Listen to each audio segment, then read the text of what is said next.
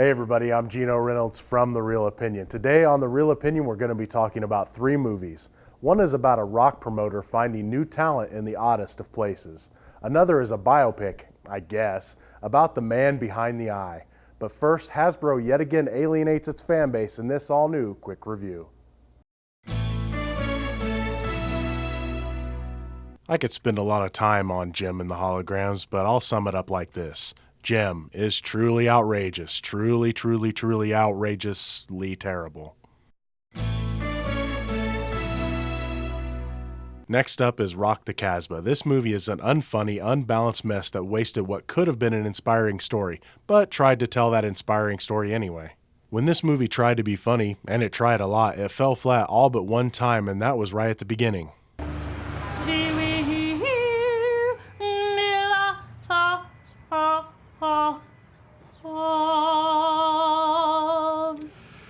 You liked it? Liked it? A grain of sand slips into an oyster and irritates the bivalve. What happens? A pearl. You are that irritant. So you'll represent me? If you'll have me. That scene right there was the only part that made me laugh, period.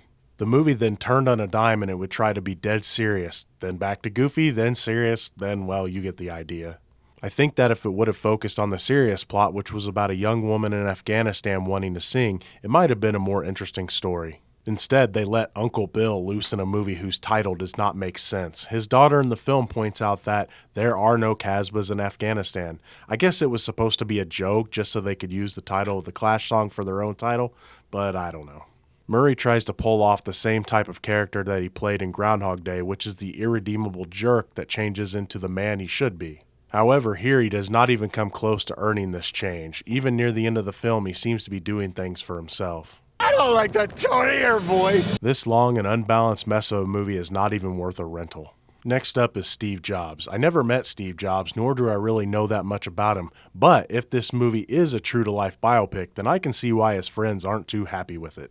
I thought that Michael Fassbender does a great job at playing a character with hardly any redeeming qualities, yet you can't look away.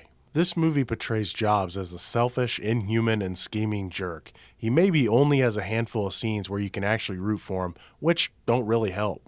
The story does feel a bit incomplete because we only see what happens at 3 different periods of time: the announcements of the Mac, the Next, and the iMac. I also felt that certain things kept getting repeated, such as Steve Wozniak, played by Seth Rogen, wanting him and his team to get acknowledged for the Apple II team's work. Though I liked bits and pieces of this movie, it also felt like bits and pieces, which kind of hurt it for me. Still, at least it was way better than the Ashton Kutcher one. But remember, it's only just one guy's opinion. I'm Geno Reynolds from The Real Opinion. Until next time.